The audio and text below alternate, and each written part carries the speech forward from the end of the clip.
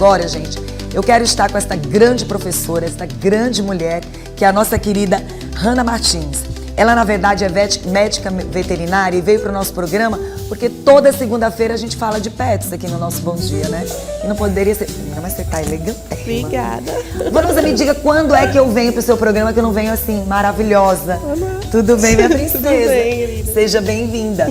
Obrigada. Hoje nós vamos falar que nessa época junina, não é diferente dos demais anos? Eu acho que sim. Por quê? Nos últimos anos, as pessoas se dedicaram mais e mais a ter seus bichinhos, a ter seus pets dentro de casa. E como eles estão cada dia mais e mais dentro da nossa casa, sendo cuidado com todo aquele carinho, e a gente sabe que um ano inteiro a gente não vai ter fogos de artifícios, a gente não vai ter esse período de festa junina durante o ano inteiro, aí vem aquele cuidado todo especial. Os pets de um tempo atrás não são mais os mesmos. Não é verdade? Verdade. Bom dia, minha linda. Bom dia, querida. Tudo bom? Bom dia aos telespectadores. Então, os pets, eles convivem cada vez mais, né? Cada vez mais eles fazem parte da família, né? Eles se tornaram membros da família. Então, eles compartilham das festas junto com a gente, eles compartilham dos nossos ambientes. E aí vem a preocupação, né? Que a gente tem por conta dos fogos, porque os cães e os gatos, eles têm uma audição 4 vezes mais sensível do que a nossa. Então, se é incômodo, né, para algumas pessoas, para bebês, para idosos, para autistas, você imagina para eles. Verdade. Né? É muito mais. E eles encaram isso como uma situação realmente de vida ou morte. E aí, a gente sabe que a maioria tem medo quando Sim. vê um barulhozinho diferente. Os gatos também, Sim. não só os cães, mas os gatos também. Os gatos, qualquer coisinha que cai, eles já se espantam. Mesmo que eles estejam num convívio de pessoas que estão no dia a dia ali com eles. Até os donos, se de repente cair alguma coisinha perto, eles já ficam assustados. Eles são meio assim duvidosos, né? Eles não confiam tanto. São desconfiados. São desconfiados. São desconfiados. E aí eu quero aproveitar esse momento para a gente estar falando sobre os cuidados no geral. Aí a gente chama atenção para os fogos de artifício. Como é que a pessoa que está em casa com esse pet de forma doméstica vai poder cuidar? Por exemplo, eu vou ter que sair, vou para um evento, mas ele vai ficar dentro de casa. Quais são os cuidados que ela tem que ter? Certo. O ideal já é você se preparar antes que isso ocorra, né? Antes dessa necessidade. Então, se eu sei que o meu animal é mais sensível ao barulho dos fogos, né? Que ele não gosta de ficar sozinho, então eu já tenho que ir acostumando esse animal com essas situações. Como que você pode fazer isso? Você pode colocar um som mais alto dentro de casa, você pode acostumar ele com o barulho da televisão, você pode acostumar ele a passar alguns tempos sem você em casa e depois ele voltar para ver que vai ficar tudo bem, né? Você pode ver com comportamentalistas animais, né? Já existem, que é o mesmo serviço do adestrador, né? Mas hoje a gente chama de comportamentalista canino e felino, né? Então eles conseguem fazer treinos para que o animal se adapte a situações de vulnerabilidade, para que eles não corram tantos riscos, assim. Então tem várias coisas que você pode fazer. Tem também a questão da acústica do local, né? Você pode vedar as janelas, utilizar um ambiente que seja forrado, não deixar eles terem acesso a locais com vidro, que é muito perigoso, né? Janelas de vidro, portas de vidro, porque no susto eles podem querer atravessar, eles não vão saber que aquilo vai cortar eles, que eles vão se machucar. Então eles veem que tem um ambiente que eles podem fugir, eles vão fugir, vão tentar fugir de qualquer forma. Outra coisa que chama bastante atenção é essa parte auditiva deles. As raças influenciam nesse aspecto? Não, ou não? Não, todos eles têm o mesmo Todos nível. têm essa sensibilidade, todos eles têm né? uma sensibilidade bem maior.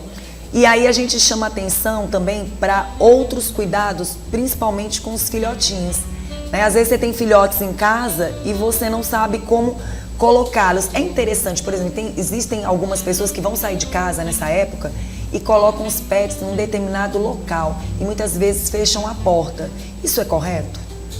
É correto pensando na segurança deles, né? Para que eles não se machuquem, principalmente para que eles não se machuquem.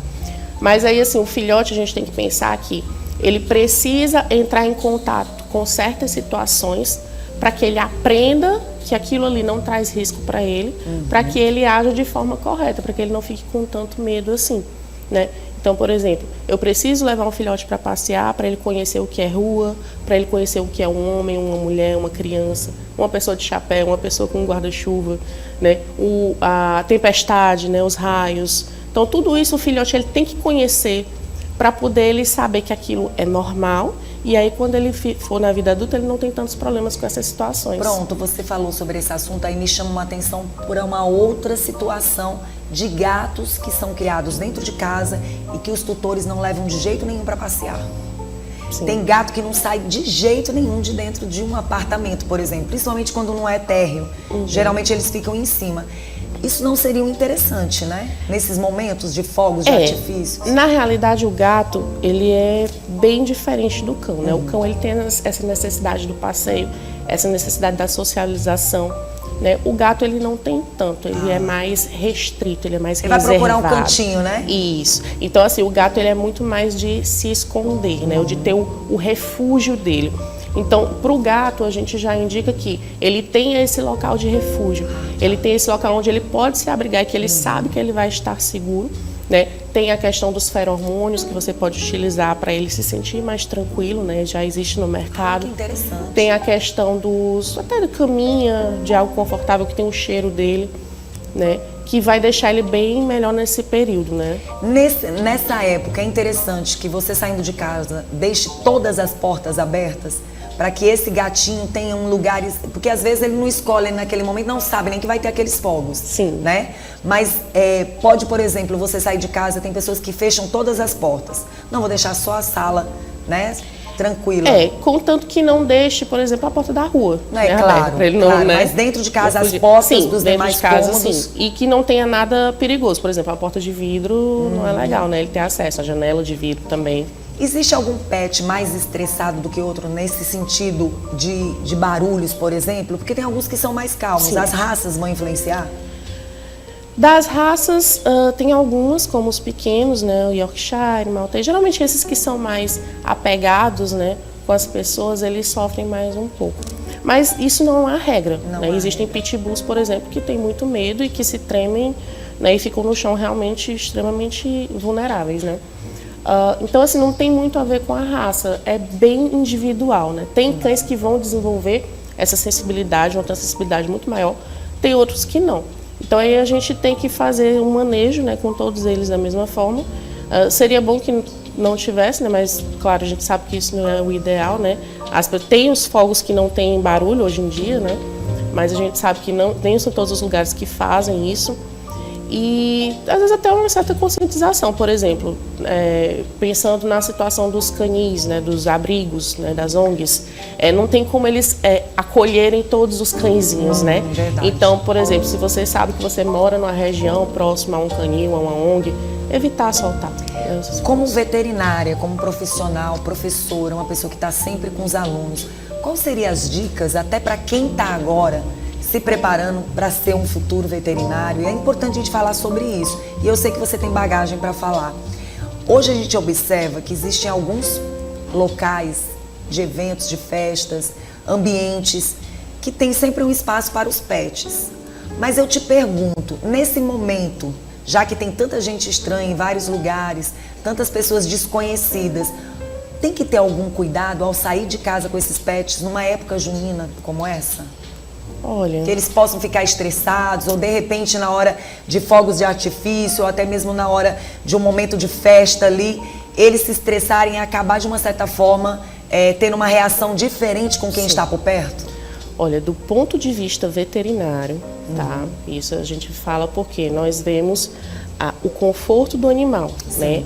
A forma que ele vai reagir, a forma que ele vai perceber o ambiente ao entorno dele. Não é recomendado. É melhor deixar em casa. É melhor deixar em casa, tá? Eu sei que existe um apego, eu sei que várias pessoas só gostam de sair com seu animalzinho, às vezes tem aquele animal que ele é de apoio emocional, né? Ou aquele que realmente é tratado como filho, que a gente sabe que existe.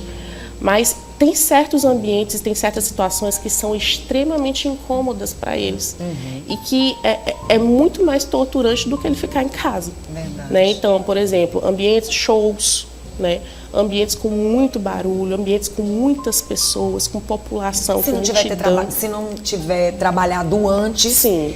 se não tiver esse preparo que você falou, é complicado. É muito complicado. Então, assim, vai ser não vai ser divertido para ele. Talvez para a pessoa que esteja com o animal seja divertido, mas para o animal não vai ser nada divertido. Eu sei que não tem muito a ver com o nosso tema, mas eu não posso perder essa oportunidade. A gente já está praticamente na última semana, pode-se dizer, pelo menos aqui dentro, né, da nossa capital.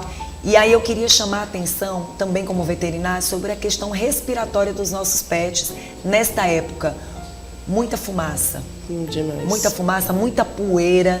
E aí a gente queria chamar a atenção porque esse clima quente piora ainda mais essa parte respiratória dos pets. Eu queria que você pudesse deixar algumas dicas para quem estão com eles dentro de casa.